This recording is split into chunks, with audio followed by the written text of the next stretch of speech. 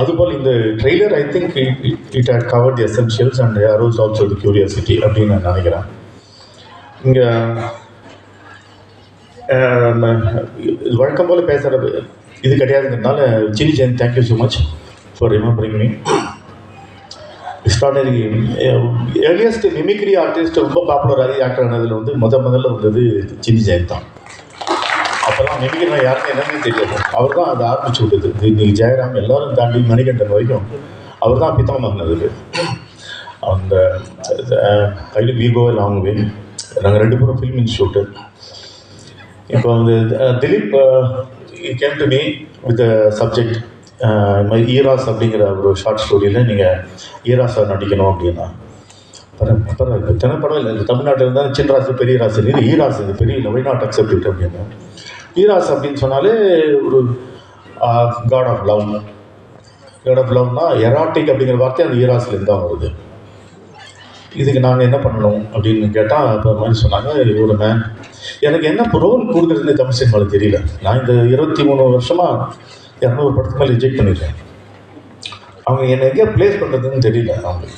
அதனால் இந்த படத்தில் கரெக்டாக ரக்கையை வச்சு நீ வெளிலேருந்து வராஜா அப்படின்னு, நீ லோக்கல் லாய்க்கில் அப்படின்னு, வைநாடு அப்படின்னு பீட்டர் பக்கத்தில் சேர்ந்த உடனே நான் மெட்ராஸ் பாஷையில் பேசி, ஏன்னா லவ் டாவடிக்கிறதுலாம் போய் ஒருத்தன் தட்டில் பண்ணி பண்ணாடா, அவன் கல்யாணம் பண்ணிட்டு ஜாலியாக இருக்கிறான் அப்படிங்கிற மாதிரி இடம் கொடுத்தது வந்து பீட்டர் பக்கத்தில் வந்ததுனால தான். நான் படி ஏறிட்டுருக்கேன். ஏறும்போது நான் இம்ப்ரவைஸ் பண்ண சாங் தான் அந்த முன்ன பின்ன பார்த்தா. முன்ன பின்ன பார்த்தா மெரசலு பின்னி பின்னி பாயகணும் வரசலு அதுக்குள்ள ஏண்டி வெரிசலு என்னை விட்டு போனியா சோனியா, என்னை விட்டு போனியா சோனியா. அழுது போய் அழுதுக்கிட்டு அப்படியே மாறிடுவான்.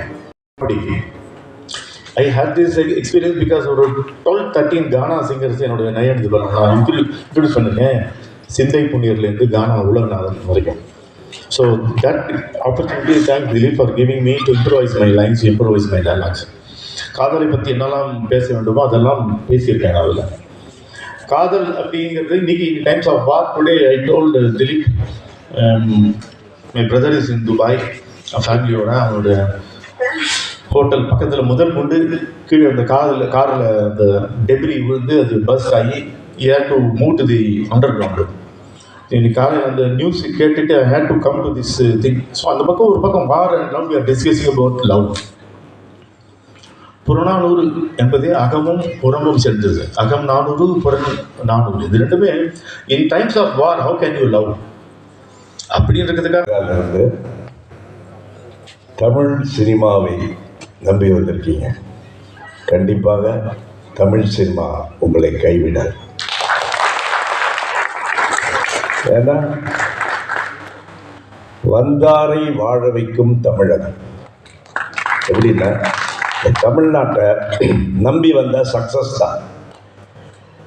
நான் நடித்த ஃபஸ்ட்டு படமே கன்னட படம் ரீமேக். கதாசங்கமான பொட்டனா கணக்கால் அவர் வந்து டைரக்ட் பண்ண படத்தில் ஒரு பார்ட் முனித்தாயின்னு ஒரு பார்ட். அதில் ரஜினி சார் வந்து வில்லனாக நடிச்சிருப்பார். அதில் உமேஷ்னு ஒருத்தர் நடிச்சிருப்பார். அந்த ரோல் தான் நான் நடித்தேன். அந்த படத்தை ஃபஸ்ட்டு ஷோ நான் பார்த்த தியேட்டர் இந்த தியேட்டர் தான், கமலா தியேட்டர் தான். கை கொடுத்துட்டே நான் வந்து இங்கே பார்த்தேன். ஸோ இந்த டைம்லாம் ரொம்ப கம்மியாக இருக்குது. நாங்கள் இந்த படம் வந்து ஒரு 5 பார்ட் எடுத்திருக்காங்க இல்லையா, ஓவன்ஸ் 5 பார்ட் மாதிரி. அதில் ஒரு பார்ட்டில் நான் ஆக்ட் பண்ணேன். இந்த படத்தை வந்து நான் ரிக்வஸ்ட் பண்ணுற இந்த ப்ரொடியூசர்கிட்டையும் டிஸ்ட்ரிபியூட்டர்கிட்டையும் part 1, part 2, part 3, part 4, part 5 இதை எடுத்தே ஆக வேண்டும். ஏன்னு கேட்டிங்கன்னா பஞ்சபூதங்கள்னுவாங்க இல்லையா, அதாவது சலங்கை ஒளியில் வரும் பஞ்சபூதங்களும் முகவடி வாங்குன்ற மாதிரி இந்த வவல்ஸுடைய ஃபுல்ஃபில்மெண்ட் வந்து நீங்கள் 5 படம் நீங்கள் எடுத்தே ஆகணும். எடுத்தால் கண்டிப்பாக ரசிப்பாங்க. ஏன்னா இதில் வந்து ஃபஸ்ட்டு வந்து இப்போ டச் பண்ணது எல்லாமே லவ். ஸோ இது மாதிரி ரொம்ப இம்பார்ட்டன்ட் வந்து இதில் இருக்க ஒரு ஆர்டிஸ்ட். ரெண்டாவது இது எமோஷன்